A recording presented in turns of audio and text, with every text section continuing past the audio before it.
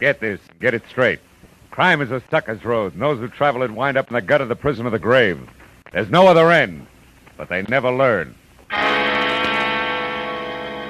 Raymond Chandler's most famous character in The Adventures of Philip Marlowe.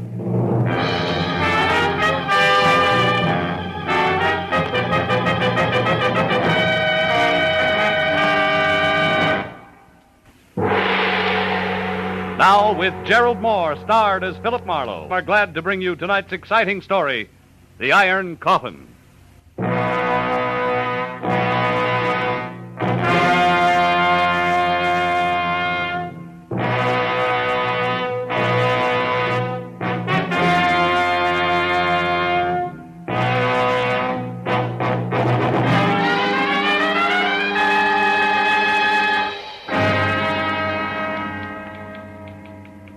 Dear Sir, I wouldn't touch your proposition with someone else's 10-foot pole. Period. Furthermore, hello? Would you connect me with Mr. Marlowe, please? Philip Marlowe, the private investigator. This is Philip Marlowe. Oh, I'm so glad I caught you. Mr. Marlowe, you've been very highly recommended to me by a very dear friend, and I want to employ your services for a case. All right, who are you? I'm Catherine Newbold. Uh-huh. It's about my daughter, Irene, or more exactly, about her fiancé.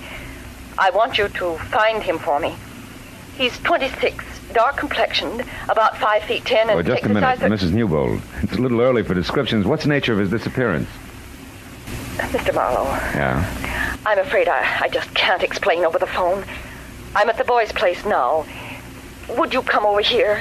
It's 4220.5 Bronx. 4220.5, huh? You see, Bennett is lost, and Irene's gone to help him, and she may get lost, too. Well, how do you mean that, Mrs. Newbold? Lost where? Back somewhere in the 16th century.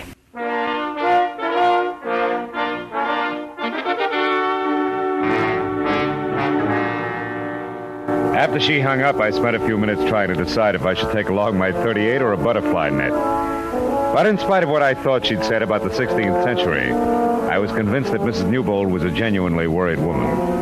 I'd sold myself on that by the time I hit Bronson Avenue. When I finally found number 4220.5, I began to unsell myself fast. Said 4220.5 was a sagging second floor of a weed-ridden tile and stucco heap on the alley, in back of a dead delicatessen. The windows were heavily shuttered behind rusty iron grills, and the heavy door was set at the top of a narrow flight of unreliable wooden stairs. Mr. Marlowe, I'm Mrs. Newbold. Hello.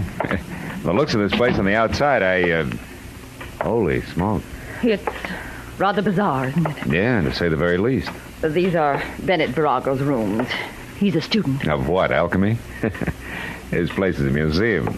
Everything in here must date back to the... Yes, to the 16th century. That's what you said, yeah. That's what I meant. Mr. Marlowe, 2 years ago when my daughter met Bennett, he was a nice, normal boy with a great enthusiasm for history. Uh-huh. He's brilliant. I liked him, and Irene, of course, fell madly in love with him. But then... Then what, Mrs. Newbold? Then it began to change. He was working awfully hard toward his doctor's degree when suddenly he seemed to hit a snag. How do you mean? Well, he became obsessed with a particular period in history. Spanish history. Well, that's not so unusual. That's how guys become specialists. Oh, but it's more than that. His interest was much more than scholarly.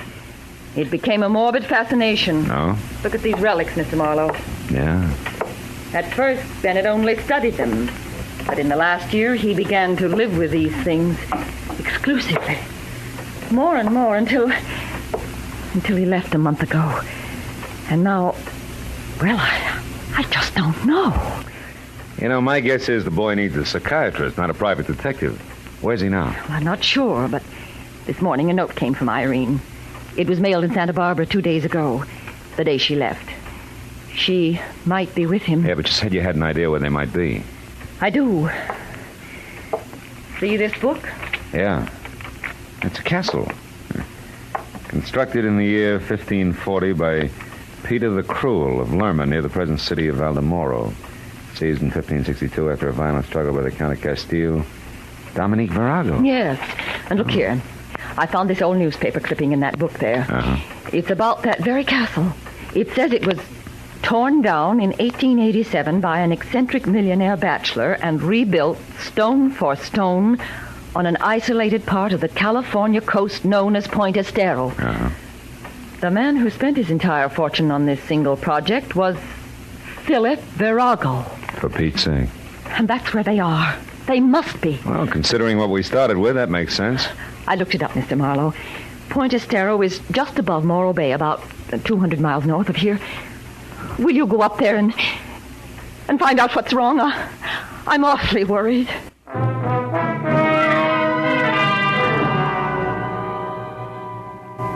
I told her the transplanted castles from Spain were not exactly my cup of tequila. But between the check she handed me and the look in her eyes, I figured a drive along the beach might do me good. Well, I made Santa Barbara by 4, and by 6:30 I was watching the surly Pacific surf hurl itself at the huge granite lump called Morro Rock. The farther north I got, the manner the ocean became. A hulking bank of solid black clouds offshore made a hollow mockery out of daylight savings time. And 20 miles beyond Morro Bay, I had to turn out my lights. By rough calculation, the castle was another 10. But when 11.7 had turned up on the speedometer without so much as a single battlement in view, I decided to turn my lights back on again and stop for some local advice. My first chance was a combination motor court, restaurant, and mobile gas station. Labeled Summit Light, California, L. Chester Poindexter Prop.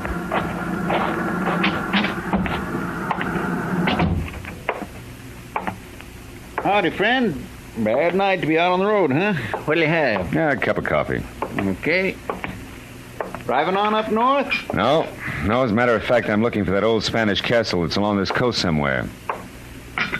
Yeah? Yeah. Got any idea how I can get there? You got business there? Yeah, I might have. Why? Just wondered. Not a good place, mister. Folks in these parts like to forget it's here. Oh? What's wrong with it? Nothing, maybe. Then again, well, it was built 60 years ago by a madman, mister.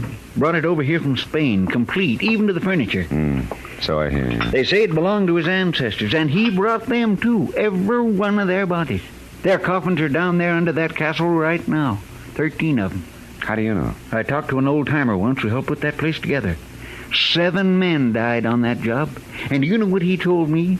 One of them coffins is iron, and it's 8 feet long. You made a great fullback here. Fill it up again, will you? It ain't funny. They say his name was Peter the Cruel. Now, look, Chester, you're not lathering yourself up into a ghost story for tourists, are you? You asked me, and I'm telling you. All I asked you was how to get there. You see that light out there? Cross the bay and past the breakwater. Wait till she comes around again. There, see it? Yeah. That's up on the summit of Point Estero. Well, the castle's just a mile past that. There's not much of a road in, but you can make it. Okay, thanks. It's right down next to the water, in a nasty, jagged little cove. Altogether, it's 3 miles from here. Much obliged. There's something else you might keep in mind. Huh? Like I said, I don't hold with ghosts. But I know for a fact them coffins are sealed in a crypt under that castle. But they don't stay put. They get thrown around. Folks have heard them thumping. Good night, friend.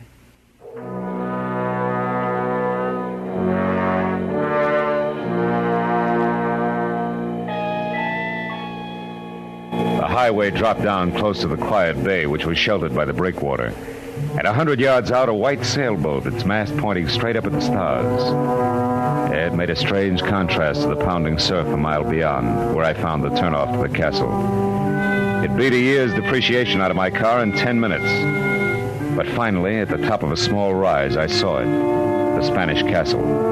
It was a grim, gray mess of crooked walls and twisted towers that crouched on the shore like something that had crawled up from the bottom of the sea. When I pulled to a stop in front of the main gate, I saw there were lights in one of the lower rooms. I started in, and then I saw something else. A girl running down the path toward me. You there, wait! Please, wait! Oh, you've got to help me. Somebody's going to be killed. Killed? In there, in the castle? Yes. Hurry, please. All right, come on. Thank heaven I saw your headlights. I'm glad I found you, Miss Newbold. How did you know? I guess right.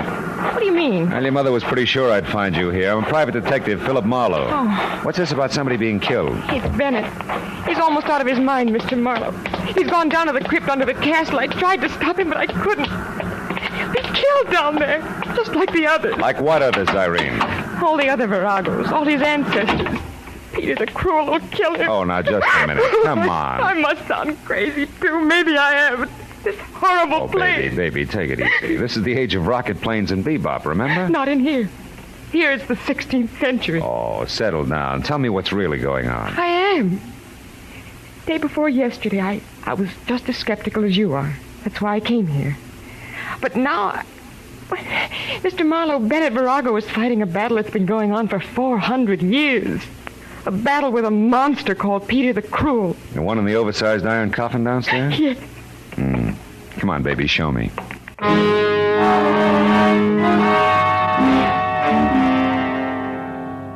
What I could see in the light of the 4 candles in the holder I picked up I didn't like. She led me first down a long flight of stairs, then through a maze of ponderous arched pillars that made the catacombs seem cozy by comparison. Finally, we stopped in front of a heavy door with an iron ring in it. I hauled it open and almost fell in. We were at the top of a deep circular room, carved from solid bedrock. Stairs that must have been designed by a reckless mountain goat followed the curving wall down to the bottom. And there, in the light of a torch stuck in a bracket, a man was working frantically over a big trap door set in the center of the floor. It was Bennett Virago. I told Irene to go back upstairs and wait, and then I started down.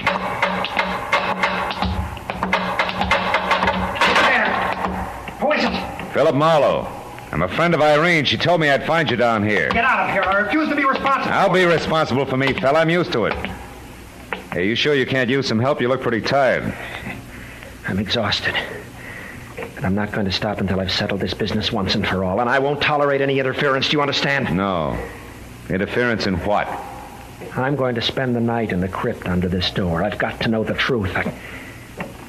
Listen, if you're really Irene's friend, please take her away into town at Poindexter's place. She's not safe here. Nobody is. Every document I found verifies it. Verifies what? Mr. Marlowe, I'll show you. On one condition. Give me your word that once I'm in there and this door is closed, you'll leave here and take Irene with you. Well? Okay, Virago, it's a deal. Show me. All right. Take that crowbar and help me get this open. Okay. Tonight I broke the seals that were put on this door 30 years ago. At that time, the coffins were in 3 straight rows. And now? I know what I'm going to find. It's happened before. Hey, Buster, this thing is heavy. You'll never open it from the inside by yourself. Servant Ramiro has his orders. Get it up in the morning. Quick. Prop it with your bar. I got it. Well, Virago. Stay back. Don't move until I get the torch down there. Now. Look. I saw walls slimy with pale moss. A rotten stone floor scarred with deep fissures. And the coffins that had been in 3 neat rows were scattered in crazy confusion. But that wasn't enough. In the middle of it all was the iron one, 8 feet long, standing right straight up on end. Now maybe you'll believe me. Virago, listen, wait a minute. Maybe you better think this over. You gave me your word. Yeah, but no kid threw those coffins around like that. Now you're beginning to understand. Get out, Marlowe. Get out fast. Heaven only knows what might happen here tonight.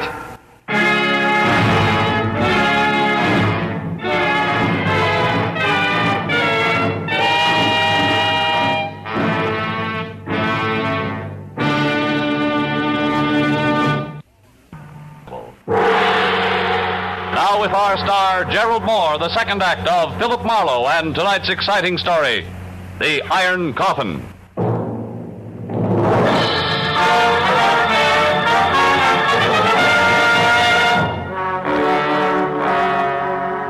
I kept telling myself that Virago wasn't in any danger. That this was 1950 and spirits from the 16th century didn't stand a ghost of a chance against a determined man.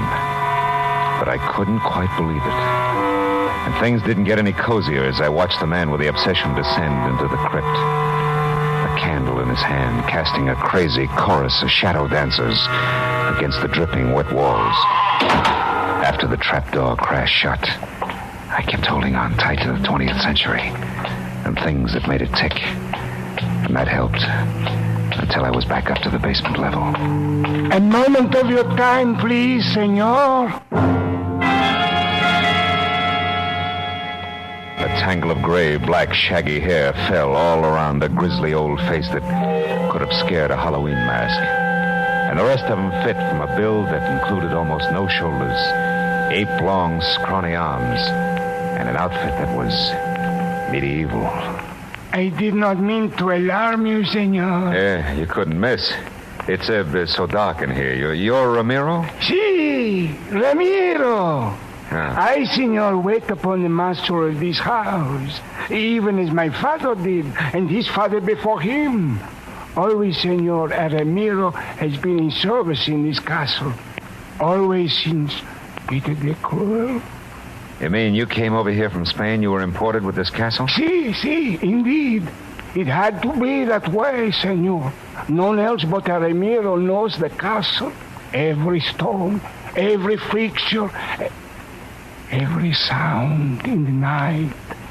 Why, senor, there where you stand, Ramiro stood on that fateful day in the year 1562 when Dominic Verago, the Count of Castile, sentenced Peter the Cruel to his death. Oh, it was an awesome occasion, senor. I'll bet. The story of that day lives in my mind as though I had been present. I hear and see it all. Hear and see the fantastic spectacle in this very room. The place lighted by flaming torches. The prisoner was Peter the Cruel. His legs bound in heavy chains and weighted with an iron ball. The crowd surged forward to hear what the he has to say. Dominic Verago, Count of Castile, to this day proclaim the tyrannical rule of the prisoner before me at an end. And I do further proclaim that the prisoner, Peter the Cruel, be hanged, wearing the shackles and weights of a common thief. And when his body is dead, I order it cut down and sealed in an iron coffin, the chains not removed. Only by right of the royal blood of our fathers do I allow his remains to be placed in the family crypt below this room. Now, Peter the Cruel, you have heard this sentence. How do you speak?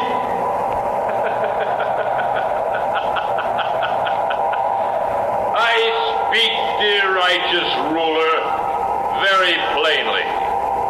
This, the day of my execution, is a black day. A black day for you, Dominic Verago, for Castile, for Spain. For in spirit I will not die, not go to the crypt below. In spirit I will not rest until I have had my revenge through all the years that follow this day. This black day! You and your ancestors, beware, Verago! Beware!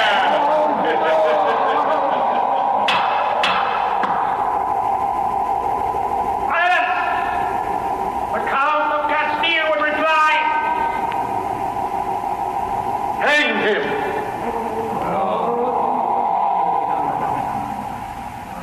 And that, senor, they did. Hanged him and buried him below us. That is why I stopped you here, to warn you. Yes, well, tell me, Ramiro, your ancestors, whose side were they on? The Count or Peter the Cruel? Well? The Ramirez serve only one man, senor. The master of the house. Even as I today serve only one man. The master of the house. Good night, senor. He glared at me for a long moment with sickly yellow eyes. Then he stepped back and was gone.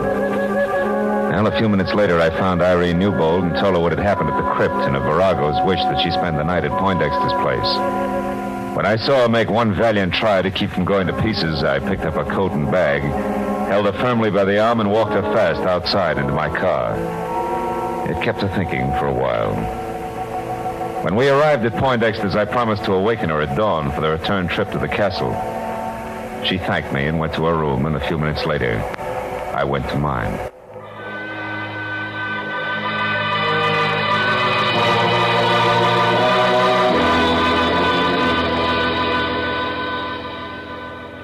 After 3 hours of cigarette-filled sleeplessness had gone by, I slipped outside and watched the summit light that winked at me every third second. I didn't wink back. And the sight of El Chester Poindexter standing at the cliff's edge ahead, looking toward the bay below and the long, wide wash of the full moon, didn't help any. How do, Mr. Marlowe? Trouble sleeping? Yeah, your local ghost made good. He keeps propping my eyelids open.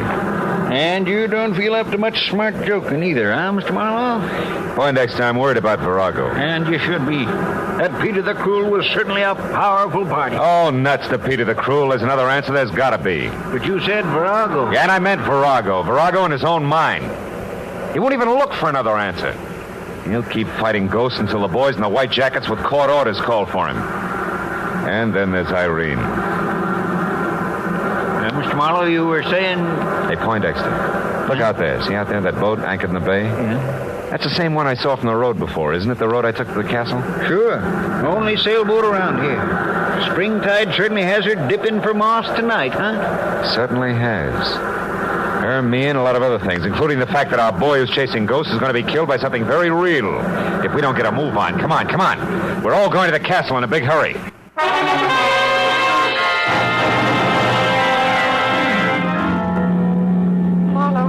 Are you sure you're right? I can't believe the answer's that simple. Doesn't matter, Irene. Simple or not, it can still kill. Come on, Poindexter. We're going to run for it. Every second counts now. You catch up to us, Irene. We're going ahead.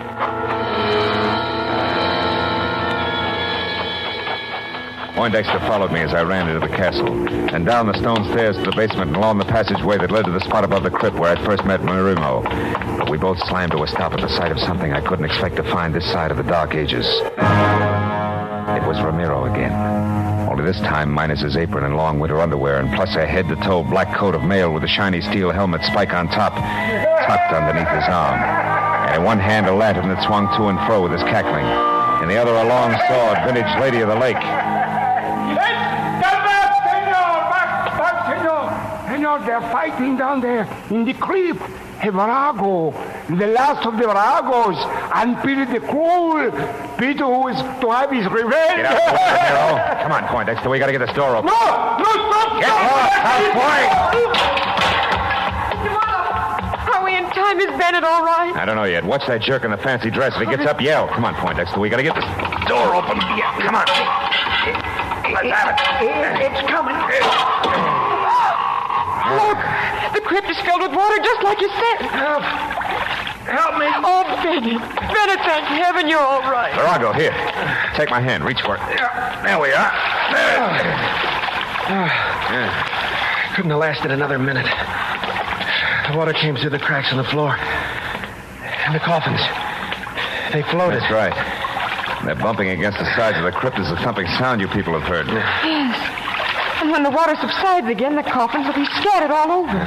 Oh, Bennett, darling, you see, it's no angry spirit. Yes, but why the water, Mr. Marlowe, and why does Peter the Cruel's coffin always stand on end, upright? Where does the water come from? The sea. There's an unusually high tide tonight.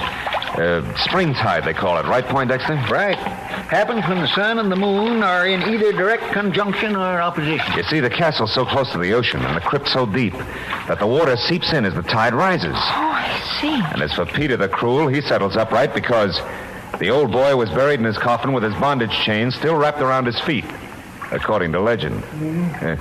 Ask Ramiro there. I'll be glad to tell you all about it. Senor, it is more than legend. It is truth. Truth, sir, that no... Oh, shut up, Ramiro. Had enough of you and your stories. Mr. Marlowe, how did you know? I mean... I mean, what got you here in time? How did you think of the spring tide, Mr. Marlowe? Well, it was a sailboat anchored in the bay, Irene. You know, when I first saw it, its mast pointed straight up at the stars. But when I saw it again, hours later, it was dipped forward sharply. Because the anchor chain had been pulled tight by the rising tide. Well, that gave me the hunch I needed. The hunch we needed, Mr. Marlowe. Thanks a lot. I'm glad to be out of the 16th century, and you know something? What? I think I'll stay out.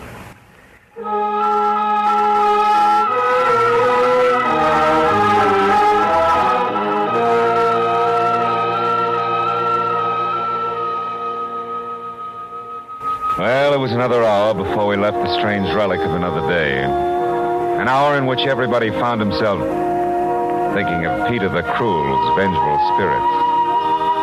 Oh, well, the tide took care of him. Oh, Marlowe, did you hear that? No. Yeah, well, as I was saying, that's the beauty of reality. Yeah, you can figure everything out. Marlowe, there it is again. Oh, that's nothing. It's probably just the wind. Look,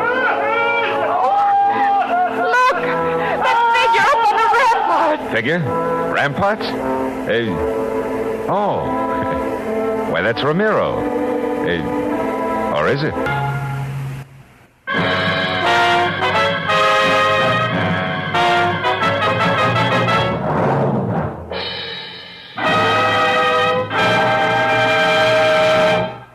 The Adventures of Philip Marlowe, Raymond Chandler's most famous character and star, Gerald Moore. Philip Marlowe is produced and directed by Norman Macdonnell and written for radio by Robert Mitchell and Gene Levitt. Featured in the cast were Irene Tedrow, Lillian Bayef, David Ellis, Jay Novello, Parley Bear, Barney Phillips, and Edgar Barrier. The special music is composed and conducted by Richard Arant.